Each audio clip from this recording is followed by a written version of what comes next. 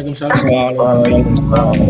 Anak-anak yang saya banggakan, untuk pertemuan kali ini kita masih membahas teks editorial. Nah, untuk mengawali kegiatan pada pagi hari ini, saya minta Mas Zaki untuk memimpin doa.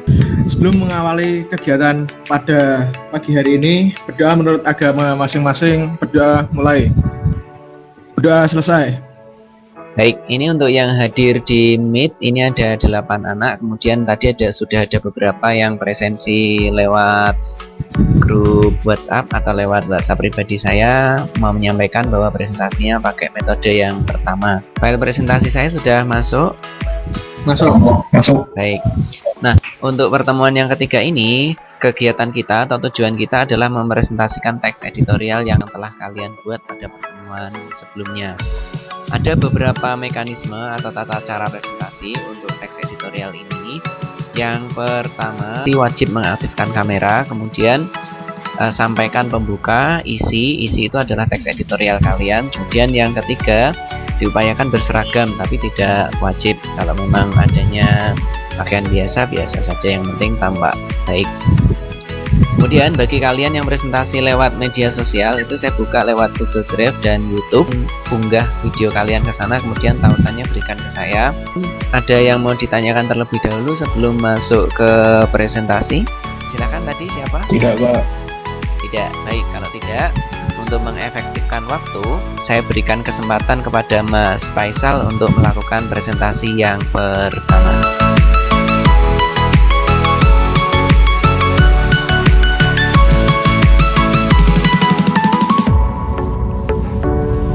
Perkenalkan, nama saya Faisal Ramadhani. Saya dari kelas 11A RPL 1. Mengambil judul Ekonomi di Desa Delik. Karena saya tinggal di Desa Delik, Kecamatan Tuntang. Karena pandemi COVID-19 ini sangat menghambat jalannya keuangan di masyarakat ya Pak, terutama untuk pekerja-pekerja pabrik. Jadi kalau di desa saya, semua masyarakat itu dapat bantuan, mau itu dari kalangan mampu ataupun tidak mampu. Baik Mas Faisal, ini pertanyaan sederhana dari saya. Seberapa besar dampak yang terjadi di desa kamu berkenaan dengan pandemi ini, terutama masalah ekonomi? Menurut saya sangat besar Pak, karena yang pertama, di desa saya itu banyak pekerja buruh. Otomatis buruh kehilangan pekerjaannya. Jadi di teks editorial kali ini saya kan ngangkat sama kayak Faisal dampak coronavirus yang terjadi di desa saya. Corona itu sebenarnya udah nyebar di mana-mana, bahkan seluruh Indonesia, dan desa saya itu meskipun terpencil tetap terkena dampak dari corona tersebut. Ada yang mau menanggapi dulu sebelum Pak Beni? Silakan Faisal. Untuk Mas Bah, tadi kan ada yang berinovasi untuk menjual barang dagangannya lewat online. Ya, dari barang satu ke barang lainnya, jadi apa? Dari tangannya satu ke tangan yang lainnya gitu loh. Kan itu juga sebenarnya tidak boleh. Kalau secara pengiriman sendiri, saya yakin pengirim-pengirim kayak kurir-kurir gitu tetap mematuhi protokol sih. Jadi nggak ada yang perlu ditakutin lagi kayak. Baik, terima kasih. Cukup ya untuk Mas Baha, saya nggak ada pertanyaan karena sudah disampaikan dengan baik. Baik, berikutnya saya berikan kesempatan untuk penampil yang ketiga. Sudah masuk belum Pak ya? Oke, sudah. Nah, untuk para pekerja yang di Desa Congol ini juga tidak terlalu terkena efeknya, karena pabrik-pabrik di sini pun masih dapat berjalan dengan normal. Kasus ini juga tidak banyak, jadi tidak banyak pula warga yang terkena PHK.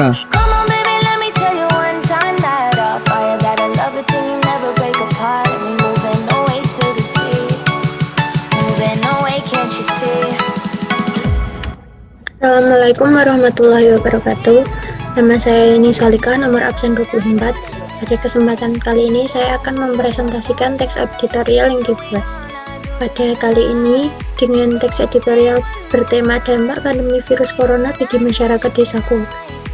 dengan judul COVID-19 meresahkan desa benar. Hai guys, assalamualaikum warahmatullahi wabarakatuh. Ketemu lagi dengan saya Amanatul Islamia. Oke guys, kali ini aku akan mepresentasikan teks editorial aku yang sebelumnya udah aku buat. Jadi ini tuh tugas bahasa Indonesia dari Pak Penny selaku guru bahasa Indonesia aku di sekolah. Oke, kita mulai. Ya, pada kesempatan kali ini saya akan mempresentasikan teks editorial dengan judul Dampak Pandemi Virus Corona bagi Masyarakat Desa Kedayon. Ya. Assalamualaikum warahmatullahi wabarakatuh.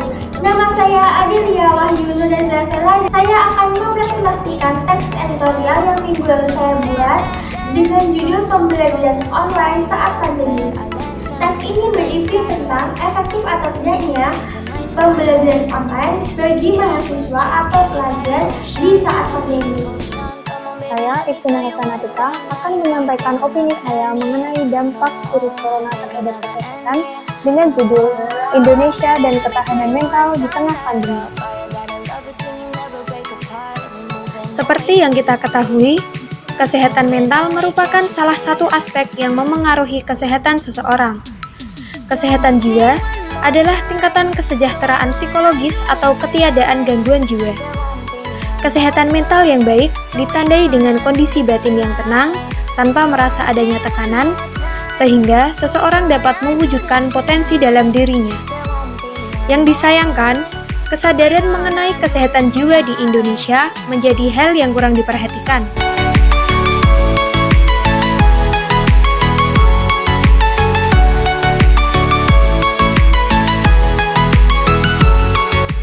Saya di sini mau mempresentasikan teks editorial yang sudah saya buat berjudul Dampak Pandemi COVID-19 di Desa Karangjati. Mungkin ada yang mau menanggapi terlebih dahulu? Coba. Silahkan, Bahak. Jadi saya punya beberapa pertanyaan. Yang pertama itu, apakah benar-benar orang-orang yang atau masyarakatnya dari sekitaran Rumah Zaki benar-benar nggak percaya dan benar-benar nggak mematuhi peraturan yang ada? Terus yang kedua, kalau misal memang sekolah daring itu berdampak buruk, kira-kira apa saran Zaki untuk pihak sekolah itu sendiri? Oke, pertanyaan bagus. Silahkan Mas Zaki dijawab. Gini, tadi kan udah tak jelasin ada pro dan kontra. Ada yang percaya, ada yang nggak percaya. Nah, orang kan berhak untuk berpendapat sendiri-sendiri ya kan. Untuk pertanyaan kedua tadi apa? Kan katanya daring itu ada dampak buruknya bagi siswa yang nggak punya media. Nah, sarannya Zaki buat pihak sekolah sendiri apa? Maaf, ini tidak saya buka untuk sesi tanya jawab atau saling menanggapi karena memang waktunya terbatas. Saya hanya sampai pukul 11, sebentar ini tinggal 5 menit. Nah, untuk bagian yang terakhir saja, mari kita simpulkan hasil diskusi kali ini. Sebelum Pak Bani yang menyimpulkan, saya minta salah satu untuk menyampaikan simpulannya dulu. Kira-kira dari hasil diskusi ini apa yang kalian dapatkan? Ya, kalau dilihat dari semua admin yang sudah dipresentasikan, dari saya, Mas Zaki, dan Mas Fadil pun, di sini bisa disimpulkan kalau virus COVID-19 ini sangat berdampak pada ekonomi. Kehidupan. Intinya yang kita bahas pada pertemuan kali ini adalah teks editorial. Itu adalah teks yang menimbulkan pro dan kontra.